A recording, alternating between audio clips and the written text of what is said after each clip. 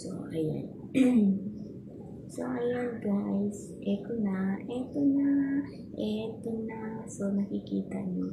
Isa lang yung gamit ko. Ayan. Tapos dito wala. Ayan. Tapos dito wala. So, ito siya. Tapos ito po yung ano niya.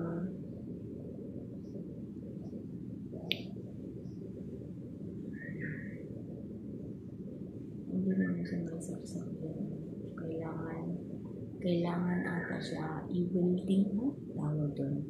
Kailangan siyang welding yung ba yung tawag. Ayan guys. Ang tawag doon, yung may apoy gani, tapos may pipindutin, tapos lumalabas ang apoy, tapos welding ba yun? Mag-welding. Ayan, dapat siguro ito i-welding. Ayan, para tumikit. Pero wala siyang butas dyan. Yung butas dito. Ayan, pumapalo siya. Ay, hindi naman siya. Actually, hindi siya naputol. Natanggal talaga siya. So, naka-welding ito. Ayan. Naka-welding siya. So, kahit anong gawin mo dyan, hindi dikit. Kailangan i-welding siya para mabalik siya dyan sa ano. Kasi kita talaga na naka-welding siya.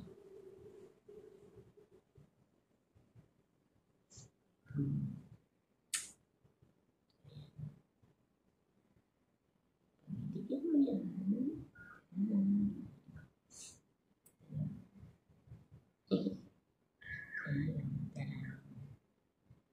Naging 2 piraso.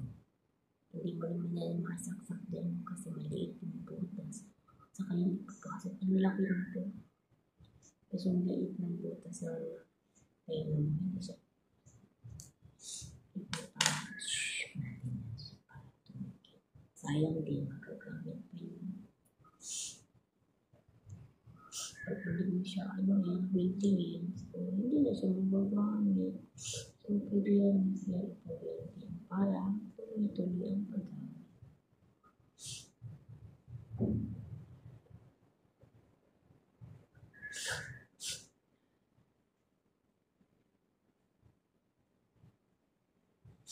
Lilinisan ko siya para ulit po.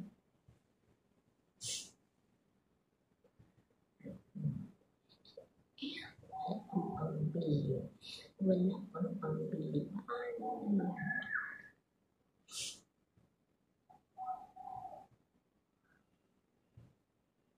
Tumi pa o. Kailangan ba siya? Sige, isa na lang ang gamit natin. Pero pwede rin naman isang gamitin. Gawin mo uso. Gawin mo unique. Isa lang. O, di kaya ito.